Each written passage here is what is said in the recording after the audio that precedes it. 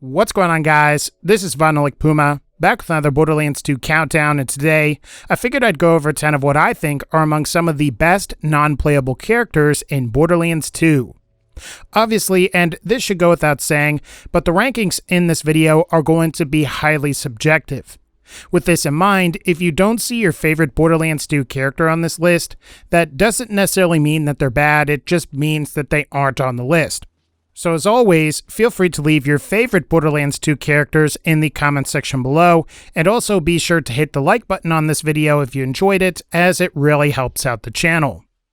But enough intro, more video, and let's just go ahead and start here with number 10, and that is going to be Scooter.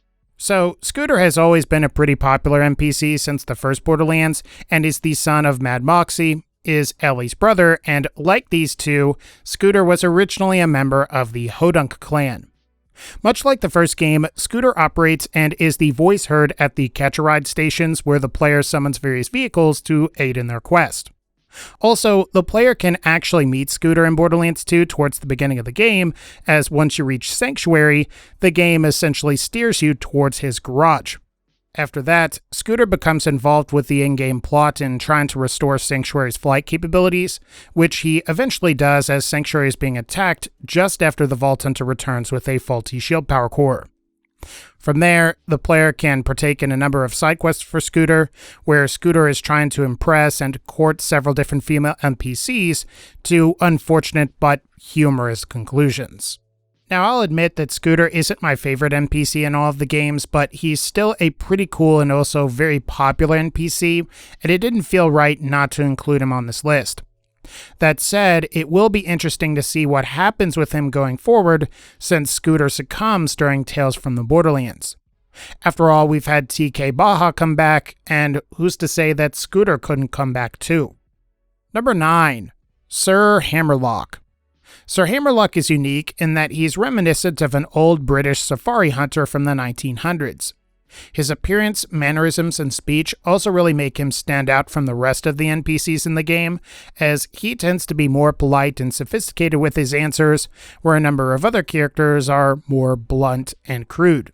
For example, rather than refer to excrement in a more crude way by saying Hammerlock will refer to it as fecal matter, which can be more amusing even if I'm not necessarily capturing all of the nuance here.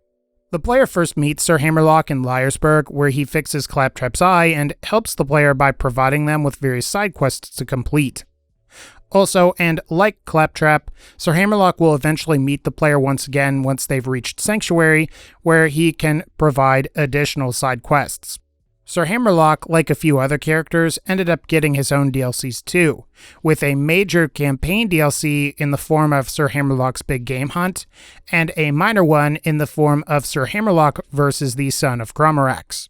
The former DLC involves sending the player on various hunting expeditions with the chance of obtaining signature Hammerlock weaponry, while also attempting to defeat Professor Nakayama, who is trying to create a clone of Handsome Jack.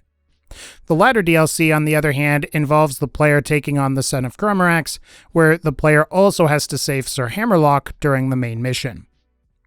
In the end, though, Sir Hammerlock is one of my favorite NPCs in Borderlands 2, and I've got a feeling that we're going to be seeing more of him soon. Number 8. Mike Mamaril. Even though he's a minor NPC, Mike Mamaril is a cool character that the player can encounter once they've reached Sanctuary.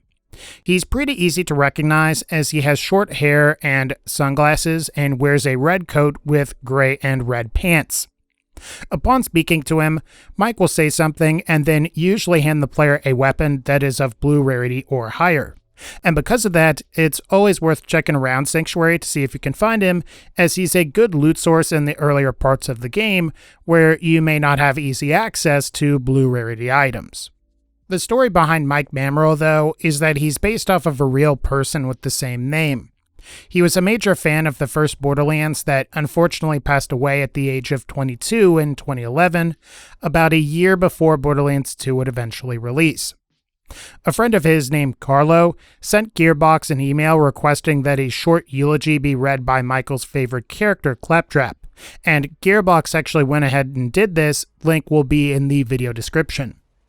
In addition to that, Gearbox also decided to include an NPC based on Mike Mamaril in Borderlands 2 as a tribute, and that's why Mike Mamaril appears in the game. In the end, this was a really cool thing that Gearbox did, and if you're looking for Mike Mamaril in Sanctuary, he can be found in several different places, including the This Just In newsstand, inside MOXXI's bar, inside Marcus's shop, inside the Crimson Raider headquarters near Tannis, next to Crazy Earl, and you can also find him inside Zed's clinic. Just be aware that he has a low spawn rate of about 10%, so you won't always see him at Sanctuary. Number 7. Mad MOXXI. So, MOXXI is pretty infamous for her bodacious looks, numerous husbands, seductive speaking voice, and perhaps most notably, her innuendo. As far as her backstory goes, she was originally a member of the Hodunk clan and fled to help protect her daughter, Ellie, who was set to become the clan wife. As mentioned earlier, MOXXI is also the mother of Scooter, who has a tendency to have a grudge against a number of the men that MOXXI has courted.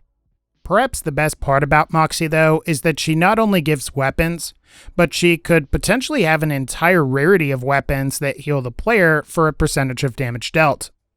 Upon tipping her in Sanctuary, you can receive either the Bad Touch or Good Touch SMGs, and each time you complete an arena challenge in the base game, whether it be in the Fridge, Iridium Blight, or Wildlife Exploitation Preserve, you'll receive one of her signature weapons.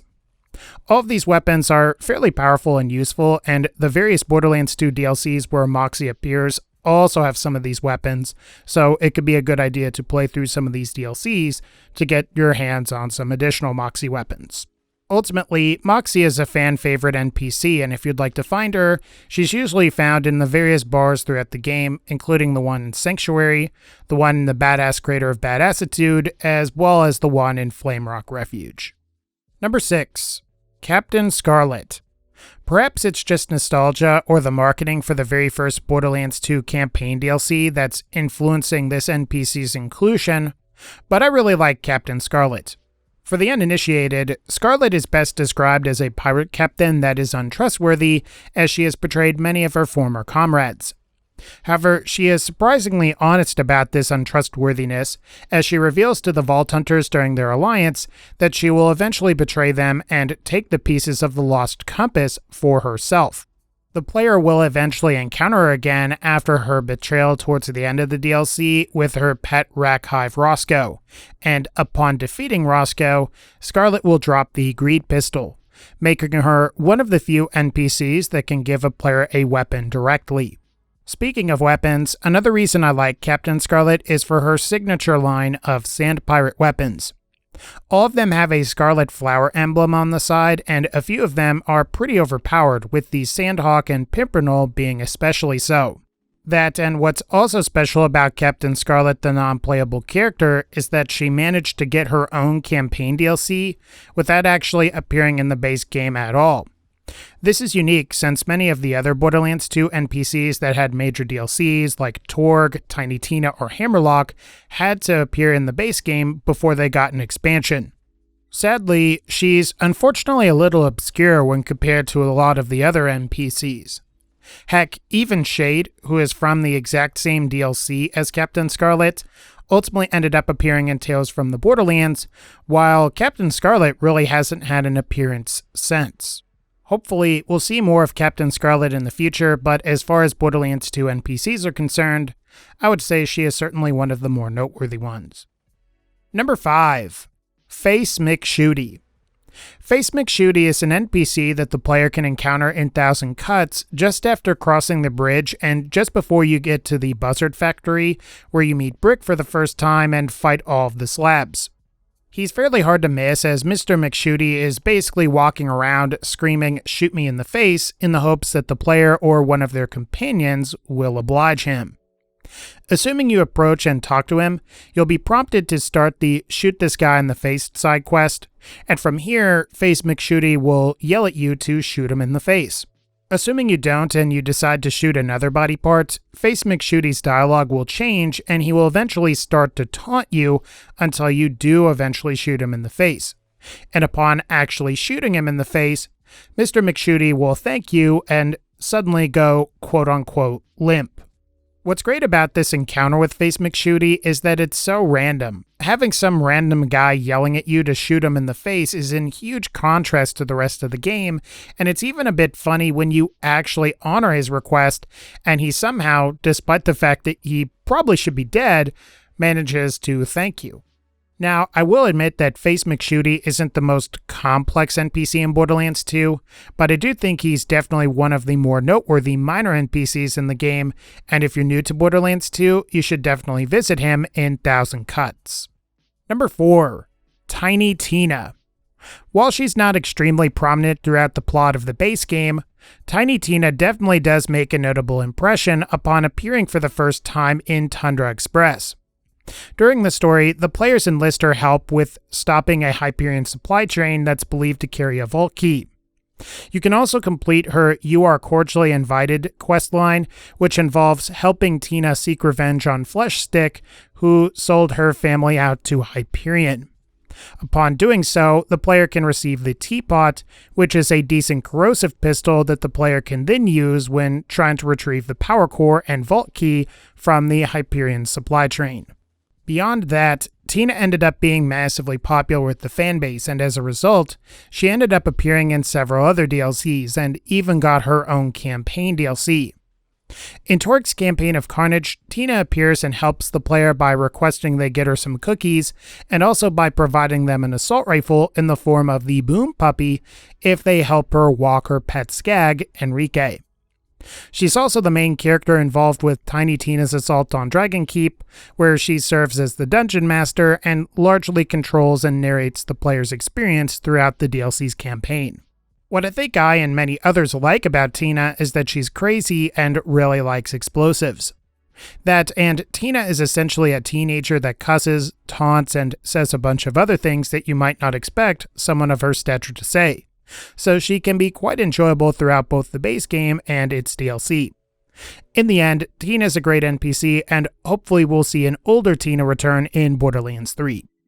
Number 3. Mr. TORGU.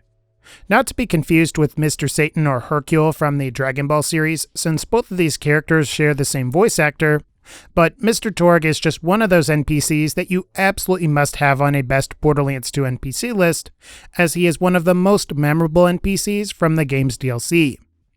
Interestingly, and while many likely know him from TORGU's Campaign of Carnage or the Dragon Keep DLC, his first real appearance is in the base game, where he can occasionally be heard on some of the in-game radios promoting TORGU products.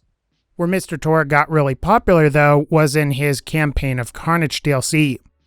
Sort of like how Jack is constantly echoing the player in the base game, TORGU is constantly echoing and covering the player's actions as they progress through the DLC. He also says, or more accurately, yells a bunch of ridiculous and funny things at the player, which makes the TORGU DLC pretty memorable.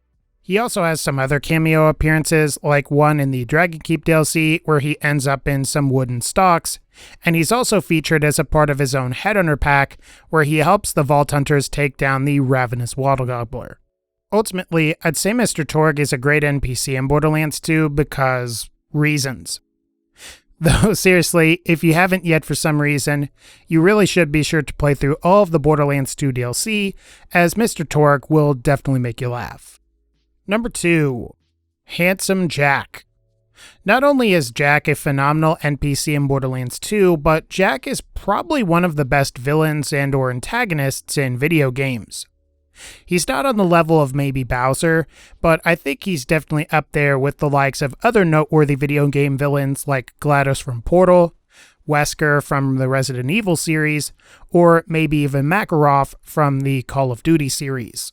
However, and unlike many of these aforementioned villains, Handsome Jack tends to stand out thanks in large part to his presence throughout the game, where he can be seen constantly cracking jokes and taunting the player in the earlier portions, while he gets much angrier and does progressively more villainous acts towards the later parts of the game. In a way, it's kind of interesting in that Jack actually comes across as somewhat likable in the earlier parts of Borderlands 2, only for the player to really get the incentive to take him down once he ends up hurting and or killing some of the characters we come to care about. After all, he makes us fight Bloodwing, which was likely an emotional event for many Borderlands 1 players, and then he shoots Roland, which we spent a significant portion of the first part of Borderlands 2 trying to save, only for him to succumb to Handsome Jack's trickery and deceptions. With all of this in mind, I think Handsome Jack is a villain that's done extremely well, and he ends up having more depth than one might expect, and as far as NPCs go, he's definitely worthy of being on this list. In a way, it's a shame that we will likely never see him appear in a future Borderlands game, since he was defeated during Borderlands 2. Then again, who knows? The character has made several cameos in later parts of the canon, with him appearing as a handsome AI in Tales from the Borderlands. So who knows, maybe we will see him again. And for our final entry, number 1, Johnny Waffles. Wait a minute, that can't be right. Let's do it for real this time. Number 1, Claptrap. Much like I discussed earlier with Mr. Torg, this wouldn't be a proper list of Borderlands 2 NPCs if it didn't include Claptrap. After all, Claptrap is basically the franchise's mascot, and for that reason, he is one of the first things that people think of when they think of Borderlands. Not to be confused with the CL4P TP line of steward robots from Hyperion, the Firestone Claptrap is basically the first NPC you meet in Borderlands 2, as he finds you in the Windshear Waste amongst all of the train wreckage from the explosion that was caused by Handsome Jack. It's here that Claptrap reveals that he wishes to exact revenge on Jack for canceling his product line, and from there, Claptrap accompanies you until you reach Sanctuary. As for what I like about Claptrap, well, to be honest, he's kind of annoying. That said, he definitely has his moments, with one of my favorites being the moment he realizes the way up to Hero's Pass contains stairs, which just so happens to be his weakness. I also really like the wizard persona he takes on in the Dragonkeep DLC, as at one point he spoofs the whole Gandalf "You shall not pass" meme from Lord of the Rings. Otherwise, it's Claptrap, and he's the mascot of the series, so he had to be on this list. He's a great NPC, and I'm sure we'll be seeing more of him in Borderlands 3. Alright guys, I think that's going to wrap up this particular video. If you liked this video, definitely be sure to leave a like, click the bell so you can be notified when I upload more videos, and as always, and again, thank you all so much for supporting this channel. Take care, and I'll see you all in the next one.